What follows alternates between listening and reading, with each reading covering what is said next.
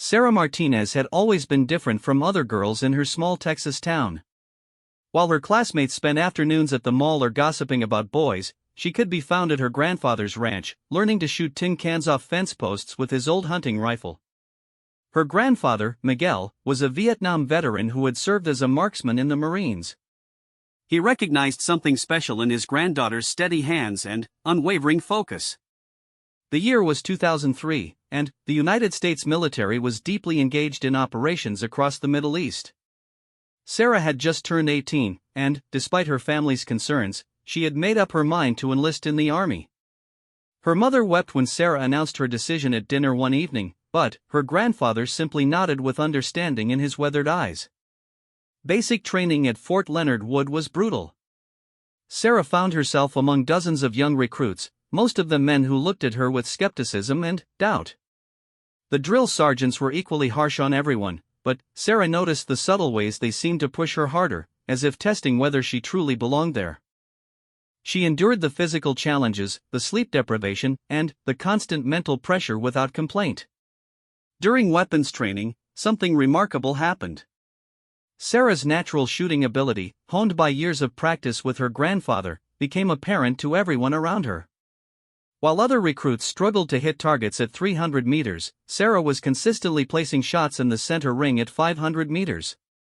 Her drill sergeant, Staff Sergeant Rodriguez, pulled her aside after one particularly impressive shooting session. "Martinez, where did you learn to shoot like that?" he asked, his usual harsh demeanor replaced by genuine curiosity. "My grandfather taught me, Drill Sergeant," Sarah replied, maintaining her military bearing. Rodriguez studied her for a moment. "After you complete basic, I'm recommending you for advanced marksmanship training. Don't let me down." The recommendation changed the trajectory of Sarah's military career. After completing basic training with honors, she was sent to the Army Marksmanship Unit at Fort Benning, Georgia. There, she underwent intensive training in long-range precision shooting, learning advanced ballistics, wind reading, and the mental discipline required of a military sniper. The training was unlike anything she had experienced. For 12 weeks, Sarah learned to become invisible, to move through terrain without leaving a trace, and to remain motionless for hours while maintaining perfect awareness of her surroundings. She studied the physics of bullet trajectory, learned to calculate distance and wind speed in her head, and mastered the art of breathing control that could mean the difference between life and death in combat. Her instructor, Master Sergeant Thompson, was a legendary figure in the sniper community. He had served multiple tours in various conflicts and was known for his ability to identify natural talent. Thompson watched Sarah progress through the course with growing interest. "Most people think sniping is just about being a good shot," Thompson told the class one afternoon as they practiced stalking exercises. "But shooting is maybe 20% of what we do. The rest is patience, observation, and the mental strength to make difficult decisions under extreme pressure." Sarah excelled in all aspects of the training. Her small frame, which had been seen as a disadvantage by some, actually proved beneficial for concealment and movement. She could fit into positions that larger soldiers couldn't occupy, and her natural patience allowed her to remain motionless for extended periods without discomfort. The psychological aspects of sniper training were perhaps the most challenging. The instructors emphasized that a sniper's role in combat was not just tactical but often involved making split-second decisions that could affect the outcome of entire operations. Sarah learned about the weight of responsibility that came with her specialized skills. As her training progressed, Sarah began to understand that she was entering a very exclusive and male-dominated field. There were fewer than a dozen female snipers in the entire U.S. military at the time, and she was acutely aware that her performance would be scrutinized more closely than that of her male counterparts. During one particularly challenging exercise, the trainees were required to remain hidden in a designated area while instructors attempted to locate them. Sarah found a position under a fallen log, covered herself with natural camouflage, and remained perfectly still for over 8 hours.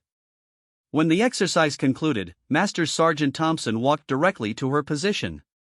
"Outstanding work, Martinez," he said quietly. "I walked past you 3 times and never saw you." The final test of sniper school was a comprehensive evaluation that combined all the skills learned during training. trainees were required to stalk an instructor positioned 1,000 meters away, get within 200 meters undetected, take a simulated shot, and then exfiltrate without being spotted. Sarah completed the exercise flawlessly, earning one of the highest scores in the class. Upon graduation, Sarah received her sniper qualification and was assigned to the 3rd Infantry Division. However, military policy at the time officially prohibited women from serving in direct combat roles, creating a complex situation for commanders who recognized her exceptional abilities but were bound by regulations. Her first deployment was to Iraq in 2004, where she was initially assigned to a support role despite her specialized training. The frustration was evident in her letters home to her grandfather. She described feeling like a race car driver forced to work as a mechanic, capable of so much more than her assigned duties allowed. The reality of combat deployment hit Sarah immediately upon arrival at Forward Operating Base Liberty, just outside Baghdad.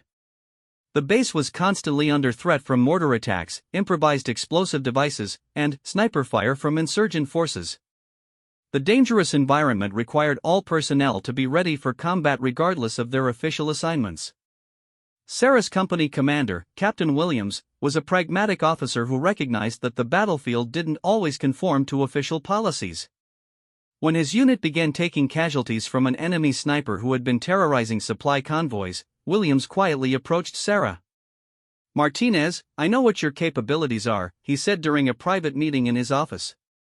"We have a problem that needs your particular skill set. I can't officially assign you to this, but if you're willing to volunteer for some reconnaissance work, it might help save lives." Sarah understood the implications immediately. Williams was asking her to operate as a sniper while maintaining plausible deniability about her role. If she was discovered or if something went wrong, there would be no official recognition or protection. Despite the risks, she agreed without hesitation. Her first unofficial mission involved tracking down the enemy sniper who had been targeting their convoys. Working with a spotter named Sergeant James Patterson, Sarah began conducting surveillance of the suspected enemy positions. Patterson was initially skeptical about working with a female soldier in this capacity, but his doubts quickly evaporated when he witnessed her professional competence. For 3 days, they observed enemy movement patterns from a concealed position overlooking a major supply route. Sarah's patience and attention to detail allowed them to identify not just the enemy sniper's location, but his entire support network. The intelligence they gathered led to a successful operation that eliminated the threat and captured several high-value targets. Word of Sarah's effectiveness began to spread quietly through the military community, but always in unofficial channels. She continued to operate in this gray area, providing critical support while remaining officially assigned to non-combat roles. Her success rate was remarkable, but her contributions went largely unrecognized in official reports. The contradiction between her actual performance and her official status created a difficult situation. Sarah was saving lives and completing missions that male snipers had failed to accomplish, yet she received none of the recognition or career advancement opportunities that typically came with such success. The military brass seemed content to benefit from her skills while maintaining the fiction that women weren't serving in combat roles. During one particularly intense period, Sarah's unit was assigned to provide overwatch for a convoy carrying medical supplies to a remote outpost. Intelligence reports indicated a high probability of enemy contact along the route. Sarah positioned herself in an abandoned building overlooking the convoy's path, while Patterson served as her spotter and radio operator. As the convoy approached a known danger area, Sarah spotted movement in a building 800 meters away. Through her scope, she could see an insurgent preparing to fire a rocket-propelled grenade at the lead vehicle. Without hesitation, she took the shot, neutralizing the threat before it could engage the convoy. Her quick action saved the lives of at least 12 soldiers and ensured that critical medical supplies reached their destination. Despite the clear success of the mission, the official after-action report made no mention of Sarah's role. The threat was described as being neutralized by supporting fires, with no specific attribution to any individual soldier. Sarah watched other soldiers receive commendations for actions that were far less significant than her contributions, while her own achievements remained invisible to anyone outside her immediate chain of command. The psychological toll of operating in this environment began to affect Sarah in unexpected ways. She was proud of her service and the lives she was helping to save, but the lack of recognition and the constant need to hide her true role created a sense of isolation. She felt like a ghost, present but unseen, effective but unacknowledged. Her grandfather's letters provided some comfort during this difficult period. Miguel understood the complexity of her situation better than most, having served in an era when military recognition often depended as much on politics as performance. His advice was simple but profound: do your job, protect your fellow soldiers, and history will judge you correctly, even if the present doesn't.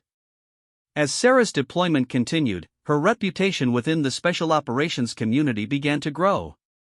Word spread through informal networks about the mysterious sniper who was consistently delivering results in situations where others had failed. Some commanders began specifically requesting her support for high-risk missions, though always through unofficial channels. The irony was not lost on Sarah that she was becoming one of the most effective snipers in theater while officially not being allowed to serve as a sniper at all. She was caught between two worlds, the reality of her performance and the fiction of her official role. This contradiction would define her military career and set the stage for an eventual reckoning that would change everything. Sarah's second deployment to Afghanistan in 2006 marked a turning point in both her career and the evolution of military policy regarding women in combat. The mountainous terrain and complex tribal dynamics of Afghanistan presented challenges that were vastly different from her experiences in Iraq. Here, the enemy was more elusive, the distances greater, and the stakes somehow felt even higher. She was now a staff sergeant and had been assigned to a forward operating base near the Pakistan border, where coalition forces were attempting to disrupt Taliban supply lines. The base, called Outpost Restrepo, was little more than a collection of sandbagged positions carved into a mountainside, constantly under threat from enemy forces who controlled the surrounding high ground. The commanding officer at Restrepo was Lieutenant Colonel Marcus Hayes, a career infantry officer who had heard whispers about Sarah's capabilities from colleagues who had served with her in Iraq. Hayes was facing a particular problem that conventional tactics had failed to solve. Taliban fighters were using a series of caves and ridgelines to conduct hit-and-run attacks on the base, appearing just long enough to fire rockets or mortars before disappearing back into the rugged terrain. Martinez, Hayes called her into his makeshift office one evening after another ineffective artillery barrage had failed to silence the enemy positions. "I need to ask you something off the record." Sarah stood at attention, knowing what was coming. "Yes, sir. I've heard things about your work in Iraq. Things that never made it into official reports but that people remember. I need someone who can get up into those rocks and make these bastards think twice about harassing my soldiers."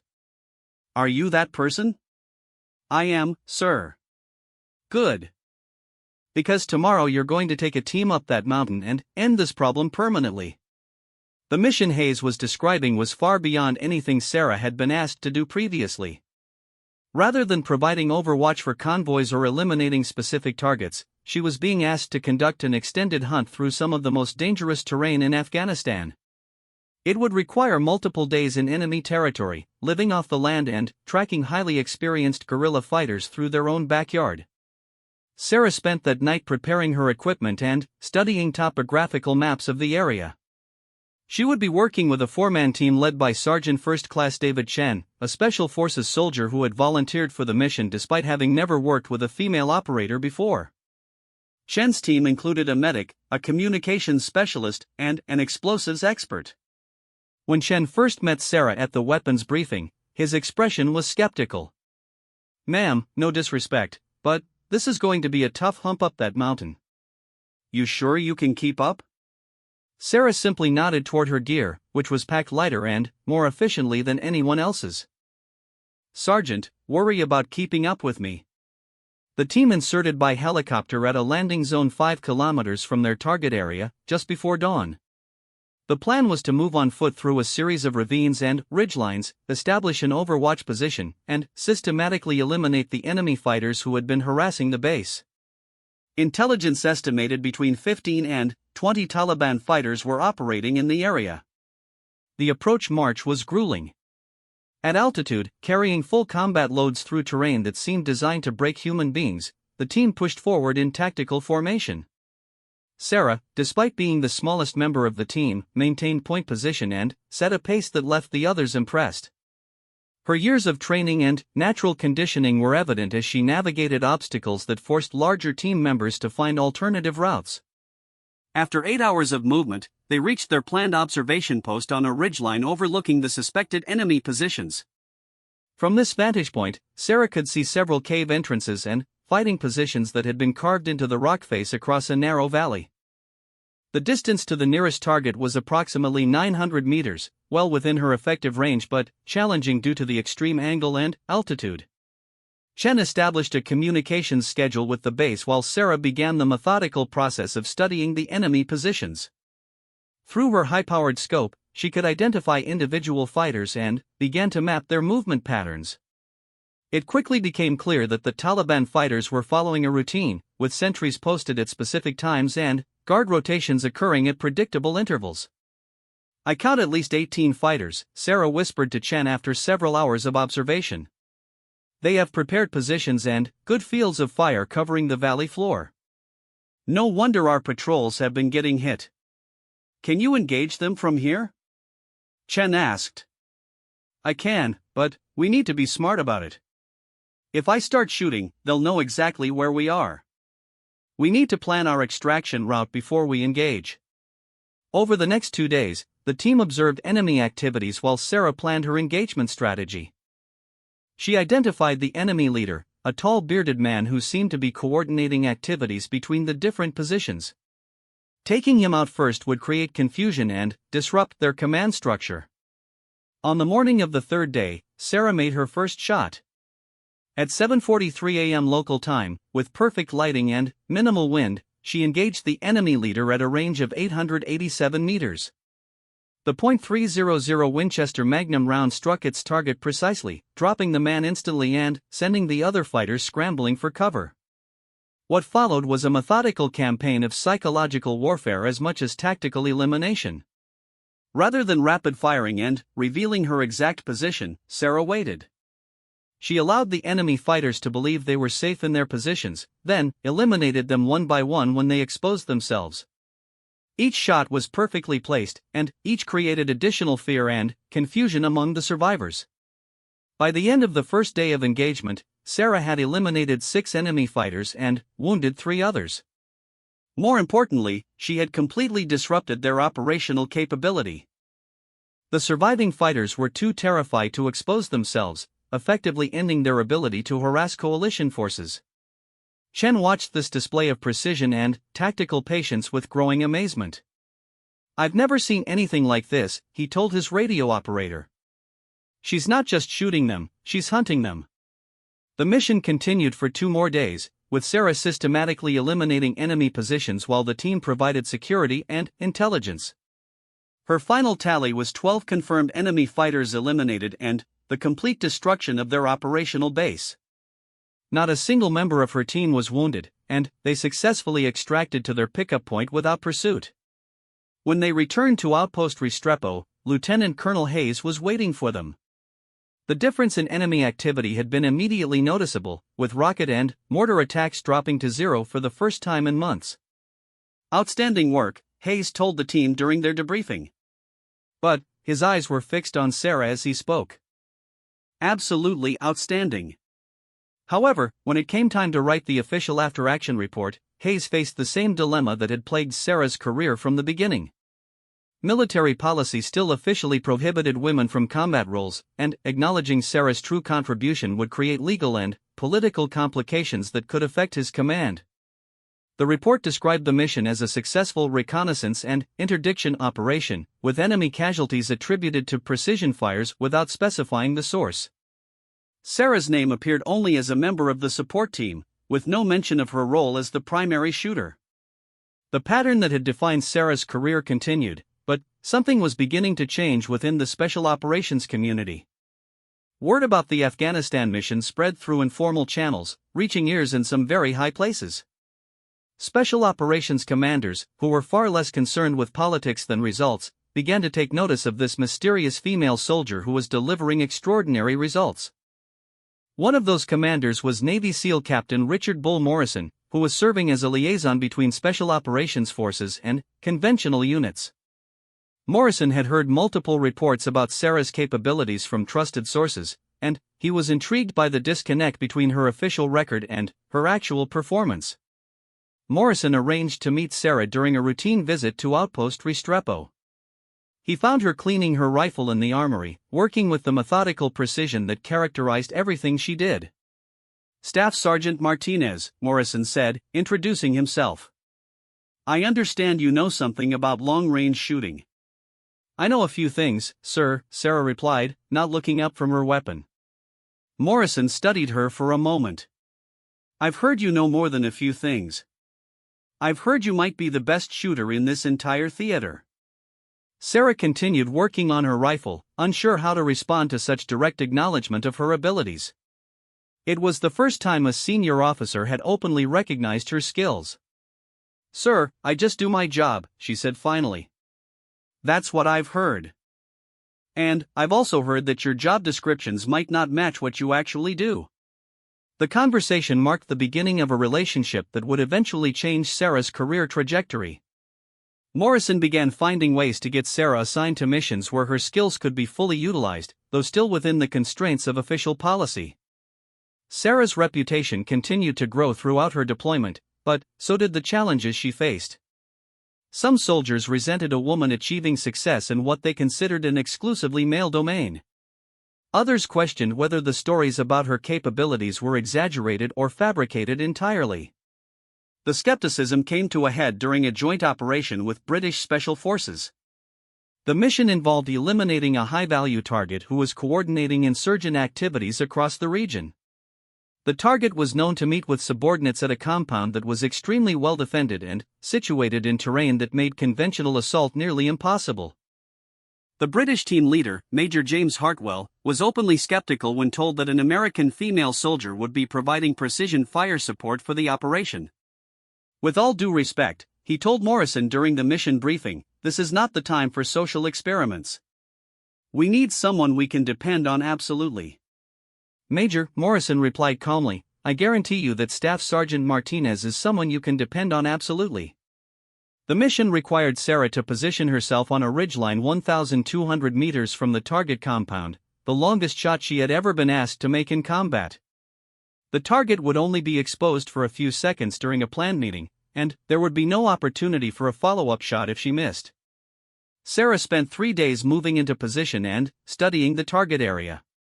The shot angle was extreme, the distance was at the absolute limit of her effective range, and environmental factors including altitude and wind made the calculations incredibly complex. She would have one chance to succeed or fail in front of an international audience that was already questioning her capabilities. On the morning of the mission, Sarah lay prone behind her rifle as the sun rose over the Afghan mountains. Through her scope, she could see the compound where her target would appear. British and American forces were positioned around the area, ready to exploit the confusion that would follow her shot. At precisely 0847 hours, the target emerged from the main building and began walking toward a courtyard where his subordinates were waiting. Sarah controlled her breathing, made final adjustments for wind and range, and squeezed the trigger with the same steady pressure her grandfather had taught her years before. The shot traveled 1,187 meters in less than 2 seconds, striking the target center mass and dropping him instantly. The precision of the shot at such extreme range stunned everyone who witnessed it, including the British Special Forces soldiers who had questioned her abilities. Major Hartwell was the first to congratulate Sarah when she returned to the base. "Staff Sergeant," he said, extending his hand, "that was the finest piece of shooting I've ever witnessed. I owe you an apology." But even this extraordinary demonstration of skill failed to change Sarah's official status. The mission report credited precision fires with eliminating the target, and Sarah remained officially assigned to support roles despite her obvious capabilities as a combat operator. The contradiction was becoming increasingly difficult to maintain, and senior officers like Morrison were beginning to push for changes in policy that would allow soldiers like Sarah to serve officially in the roles they were already performing unofficially. The wheels of bureaucracy moved slowly, but momentum was beginning to build for recognizing the reality of women's contributions to combat operations. Sarah's deployment in Afghanistan was nearing its end, but her impact on military thinking about female soldiers in combat would continue to reverberate through the special operations community for years to come. By 2008, Sarah Martinez had completed 3 combat deployments and accumulated more successful long-range eliminations than most snipers achieve in entire careers. Yet according to her official military record, she had never served in a combat role. The disconnect between reality and bureaucracy had reached a breaking point, and changes were finally beginning to occur at the highest levels of military leadership. Sarah was now a sergeant first class and had been assigned to Fort Bragg, North Carolina, where she was ostensibly serving as an instructor at the Special Operations Training Center. In reality, she was being consulted on sniper tactics and precision shooting techniques by some of the most elite units in the military. Her reputation had spread throughout the special operations community, where results mattered more than policies. It was during this period that she first encountered Commander Jake Reaper Sullivan, a Navy SEAL team leader who had heard stories about her capabilities from Captain Morrison. Sullivan was preparing his team for a high-risk deployment to Syria, where they would be operating against ISIS targets in extremely challenging urban environments. Sergeant Martinez, Sullivan said when he visited her office at Fort Bragg, "I need someone who can make impossible shots in impossible situations. Morrison tells me you're that person." Sarah had learned to be cautious about such requests. Her career had been built on unofficial missions that received no official recognition, and she was tired of operating in the shadows. "Sir, what exactly are you asking me to do?" "I'm asking you to join my team for a 6-month deployment. Not as support, not as an advisor, but as a full team member with all the recognition and responsibility that entails." The offer was unprecedented. No woman had ever been officially assigned as a combat operator with a SEAL team, and doing so would require navigating layers of military bureaucracy that had historically been impenetrable. But Sullivan was not a typical officer, and his team had a track record of accomplishing missions that others considered impossible. "Commander, the regulations haven't changed," Sarah pointed out. "How would this work administratively?" Sullivan smiled grimly. "Let me worry about the paperwork. The question is whether you're ready to finally get the recognition you deserve for what you've been doing all these years." After consulting with her family and receiving enthusiastic support from her grandfather, Sarah agreed to join Sullivan's team. The administrative details were handled through a series of temporary duty assignments and special authorizations that created a legal framework for her deployment while avoiding direct challenges to existing policies. Sullivan's team, designated SEAL Team 7, was composed of some of the most experienced operators in the Navy. When Sullivan announced that they would be joined by an Army sniper, the team's reaction was mixed. Most had heard stories about Sarah's capabilities, but none had worked with a female operator before. The team's senior enlisted man, Master Chief Petty Officer Frank Tank Rodriguez, was blunt in his assessment. "Boss, I don't care if she's male, female, or from Mars. If she can shoot like you say she can, she's welcome on my team. But she needs to pull her weight just like everyone else." Sarah's integration into the team required extensive preparation. SEAL tactics and procedures were different from Army special operations, and she needed to learn new communication protocols, extraction procedures, and close-quarters combat techniques. The training was intense, but Sarah approached it with the same dedication that had characterized her entire career. The team deployed to a forward operating base in eastern Syria in the spring of 2008. Their mission was to eliminate high-value ISIS targets who were coordinating attacks against coalition forces and civilian populations throughout the region. Intelligence indicated that the primary targets were operating from a heavily fortified compound in the city of Raqqa, surrounded by civilian populations and protected by multiple layers of security. Sullivan's team faced a complex tactical problem. The targets rarely exposed themselves for more than a few seconds at a time, the security around the compound was extensive, and any operation would need to minimize civilian casualties. Conventional assault tactics were not feasible, and precision elimination was the only viable option. Sarah spent weeks studying intelligence reports, satellite imagery, and pattern-of-life analyses for the target compound. She identified several potential shooting positions that could provide clear lines of sight to key areas within the facility, but all required long-range shots through urban terrain with multiple environmental challenges. The first target was a senior ISIS commander known as the Engineer, who was responsible for designing improvised explosive devices that had killed dozens of coalition soldiers and hundreds of civilians. Intelligence indicated that he met with subordinates every Tuesday morning on a rooftop within the compound. Sarah positioned herself in an abandoned building 843 meters from the target compound, with Master Chief Rodriguez serving as her spotter and security. The shooting position was cramped, hot, and exposed to potential counter-sniper fire, but it provided the only clear angle to the target area. At 0734 hours on a Tuesday morning, the Engineer appeared on the rooftop exactly as intelligence had predicted. Sarah had been in position for 11 hours, controlling her hydration and maintaining perfect readiness despite the physical discomfort. When the target presented himself, she was ready. The shot was complicated by heat mirage rising from the urban environment, crosswinds created by the city's buildings, and the need to avoid civilian casualties. Sarah made rapid calculations for all environmental factors and fired a single round that struck the target with lethal precision. "Target down," Rodriguez whispered into his radio. "Clean hit, no civilian casualties." The elimination of the Engineer was a significant tactical victory, but it was only the beginning of the team's mission. Over the following weeks, Sarah eliminated 6 more high-value targets, each shot requiring different tactical approaches and technical solutions. Her success rate was perfect, and her ability to operate effectively in urban environments impressed even the experienced SEAL operators. Master Chief Rodriguez, who had initially been skeptical about working with a female operator, became one of Sarah's strongest supporters. "I've worked with a lot of shooters," he told Sullivan after one particularly challenging mission, "but I've never seen anyone who combines technical skill with tactical intelligence the way she does." The team's success attracted attention from senior military leadership, including Admiral William Bull Halsey, who commanded all special operations forces in the region. Halsey visited the team's forward operating base to personally assess their capabilities and effectiveness.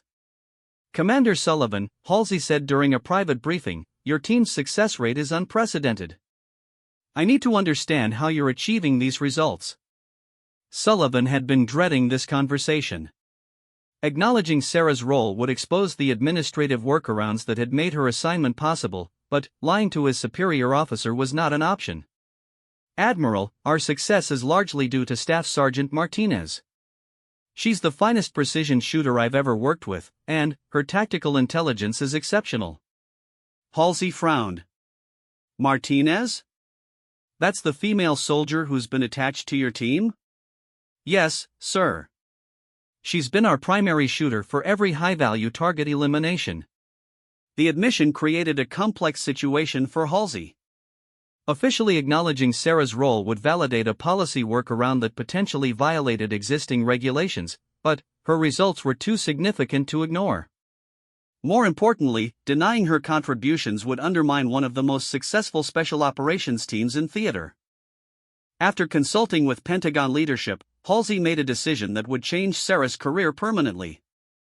Rather than disciplinary action for the policy violations, he recommended Sarah for official recognition of her contributions and began the process of changing regulations to allow qualified women to serve in combat roles.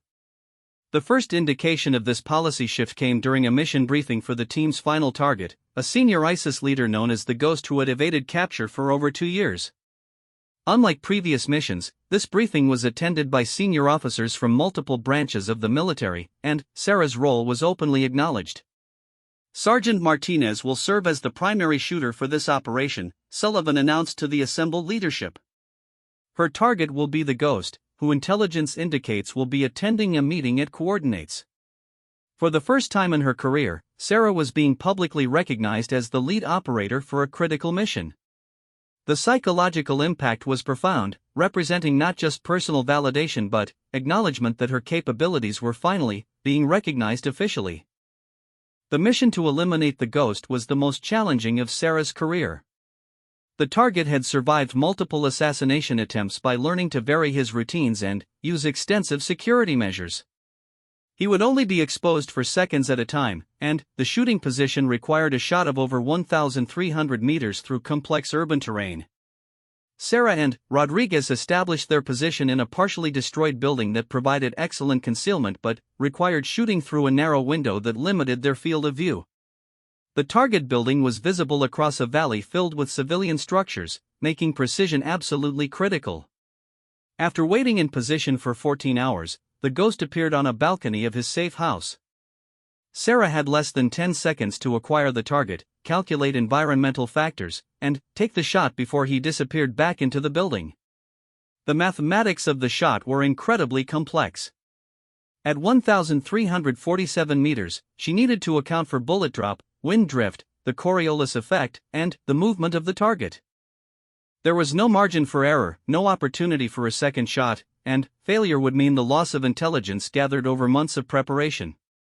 Sarah controlled her breathing, made final scope adjustments, and fired.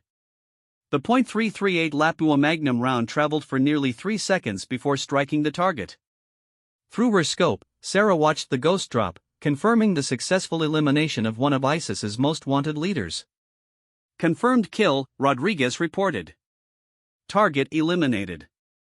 The successful completion of the mission marked the end of Sarah's deployment with SEAL Team 7, but it also represented the beginning of a new phase in military policy regarding women in combat. Her performance had been so exceptional that military leadership could no longer ignore the contradiction between policy and reality. Admiral Halsey personally presented Sarah with the Bronze Star Medal for her contributions to the mission, marking the first time she had received official recognition for her combat performance. More significantly, her success had provided the evidence needed to support changes in military regulations that would allow qualified women to serve officially in combat roles. Commander Sullivan, who had taken the career risk of including Sarah on his team, was also recognized for his leadership and innovation. During the medal ceremony, he made remarks that captured the significance of what had been accomplished. Staff Sergeant Martinez didn't just prove that women can serve effectively in combat roles, Sullivan said. She proved that the military's most important mission is identifying and utilizing talent regardless of gender.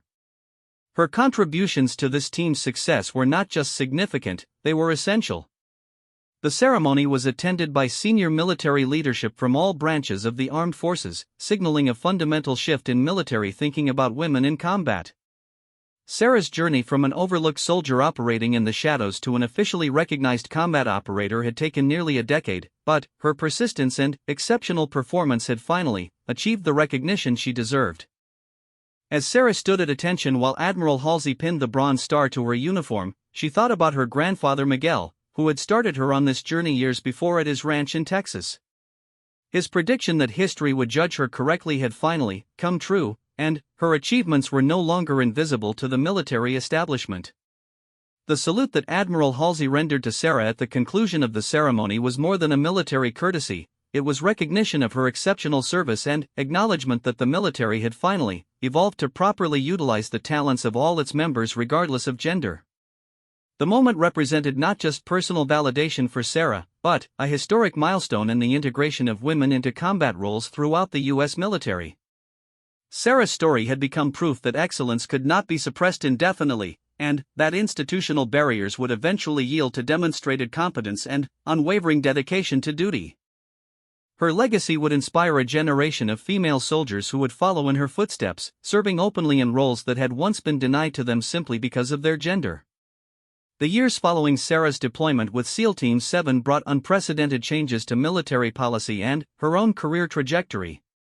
By 2010, the Department of Defense had officially begun the process of reviewing combat exclusion policies, using Sarah's documented performance as a key case study in the effectiveness of qualified women in combat roles. Sarah was now Master Sergeant Martinez, assigned to the Pentagon as a special advisor on precision shooting techniques and integration policies. Her office in the E-Ring placed her at the center of military decision-making, where she consulted on everything from equipment procurement to training protocols for the next generation of snipers. The transition from operational deployments to staff assignments was challenging for someone who had spent her career on the front lines. Sarah missed the clarity of purpose that came with combat operations, where success was measured in lives saved and missions accomplished rather than meetings attended and reports written. However, she understood that her new role was equally important in shaping the future of military service for women. Her most significant assignment came in 2011, when she was asked to develop training protocols for the first officially integrated sniper school that would include female candidates. The pilot program represented a complete reversal of previous policies and would serve as the foundation for broader integration efforts across all special operations disciplines. Master Sergeant Martinez, General Patricia Hughes told her during a briefing at the Pentagon, "This program cannot fail. You understand better than anyone what these women will face, both in training and in the field. Your job is to ensure they're prepared for everything." The pressure was immense. If the integrated sniper school failed to produce qualified female graduates, or if any of those graduates failed to perform effectively in combat, it would provide ammunition for critics who opposed women in combat roles. Sarah knew that she was not just training individual soldiers, she was proving or disproving the viability of an entire policy change. Sarah designed a training curriculum that was more demanding than traditional sniper school, incorporating lessons learned from her own experiences in Iraq, Afghanistan, and Syria. She insisted that all candidates, regardless of gender, meet identical standards and receive identical training. There would be no accommodations, no separate standards, and no special consideration. The first integrated class began training at Fort Benning in September 2011. Of the 42 candidates who began the course, 8 were women. The media attention was intense, with reporters and congressional observers monitoring every aspect of the program. Sarah felt the weight of history as she watched the first female candidates attempt the stalking exercises that she had mastered years before. Among the female candidates was Corporal Lisa Chen, a former college athlete who had enlisted specifically to pursue special operations training. Chen reminded Sarah of herself at that age, determined, physically capable, and unwilling to accept limitations based on gender expectations. Sergeant Martinez, Chen approached her after a particularly difficult day of training. "Some of the instructors seem to be pushing us harder than the male candidates. Is that normal?" Sarah studied the young soldier for a moment before answering. "Corporal, they're not pushing you harder because you're women. They're pushing you harder because you're pioneers. Every mistake you make, every standard you fail to meet, will be used to argue against women in combat. That's not fair, but it's reality." The training was brutal. Candidates were required to demonstrate proficiency in marksmanship, stalking, camouflage, observation, and reporting under conditions that simulated combat stress. The psychological pressure was as challenging as the physical demands, particularly for the female candidates who knew that their individual performance would be scrutinized as representative of all women. By the end of the 12-week course, 27 candidates had graduated, including 5 women. The graduation rate was higher than traditional sniper school, largely because of Sarah's insistence on thorough preparation and realistic training standards. More importantly, performance evaluations showed no significant difference between male and female graduates in any measured category. The success of the integrated sniper school provided the evidence needed to expand the policy change to other special operations training programs. Sarah found herself in increasing demand as a consultant and advisor, traveling between bases to help implement similar integration programs for other specialized military occupations. During one of these assignments at Fort Campbell, home of the 160th Special Operations Aviation Regiment, Sarah encountered someone from her past. Commander Sullivan, now a full captain, was visiting the base to coordinate joint training exercises between SEAL teams and Army Special Operations units. Master Sergeant Martinez, Sullivan greeted her with a smile. "I've been following your work on these integration programs. Outstanding stuff. Thank you, sir. It feels good to be building something instead of just fighting battles." Sullivan's expression became more serious. "Actually, there's something I wanted to discuss with you. We're putting together a special task force for a mission that requires your particular expertise. Interested in getting back into the field?" The mission Sullivan described was unlike anything Sarah had encountered before. Intelligence agencies had identified a network of weapons traffickers who were supplying advanced sniper rifles and ammunition to terrorist organizations throughout the Middle East. The network's leadership was planning to meet at a remote compound in Yemen, presenting a rare opportunity to eliminate multiple high-value targets simultaneously. The challenge was that the compound was located in terrain that made conventional assault impossible, and the targets would only be together for a few hours during their planned meeting. The mission required multiple precision shooters operating from different positions, coordinating their shots to eliminate all targets simultaneously before they could scatter. "This is the kind of mission that requires your level of expertise," Sullivan explained. "We need someone who can not only make the shots but coordinate the entire sniper element. You'd be the senior shooter for the operation." Sarah was intrigued but cautious. Her new role at the Pentagon was important work that was contributing to long-term policy changes. Taking a combat assignment would mean stepping away from that mission, at least temporarily. "Captain, I appreciate the offer, but I'm not sure it's the right time. The integration programs are at a critical stage, and—" "Sarah," Sullivan interrupted, using her first name for the first time in their professional relationship, "you've spent years fighting for recognition. This mission would put you in command of a sniper element that includes some of the best shooters in the military, including several of the men who questioned whether women belonged in combat roles. It's a chance to demonstrate leadership at the highest level of special operations." After considering the opportunity and consulting with General Hughes, Sarah agreed to take temporary assignment to Sullivan's task force. The mission planning took place at a classified facility in Virginia, where she worked with a team of 12 snipers from various special operations units to develop tactics for the complex engagement. The team included Master Chief Rodriguez, who had served as Sarah's spotter during the Syria deployment, and several other operators who had worked with her previously. However, it also included snipers who had never worked with a female operator and were skeptical about taking orders from a woman, regardless of her qualifications. The tension was evident during the first team briefing, when Sergeant Major Tom Bradley, a veteran Army sniper, questioned Sarah's authority. "No disrespect, Master Sergeant, but some of us have been doing this longer than you've been in the military. Why exactly are you in charge of this element?" Sarah had faced similar challenges throughout her career, but now she had the authority and confidence to address them directly. "Sergeant Major, you're absolutely right that this team includes shooters with extensive experience. That's exactly why I requested each of you specifically. But I'm in command because I have more successful long-range eliminations in combat than anyone else in this room, and because Captain Sullivan has confidence in my ability to lead this mission. If you have concerns about my qualifications, we can discuss them after you've reviewed my service record." The confrontation established Sarah's authority and set the tone for the remainder of the mission planning. Her detailed knowledge of sniper tactics and her proven combat experience gradually won over even the most skeptical team members. The mission launch came in early 2012, with the 12-man sniper element deploying to a forward operating base in Djibouti before infiltrating into Yemen by helicopter. Sarah's team established positions on ridgelines surrounding the target compound, with each shooter assigned specific targets and backup responsibilities. The compound itself was a former fortress that had been modified with modern security features.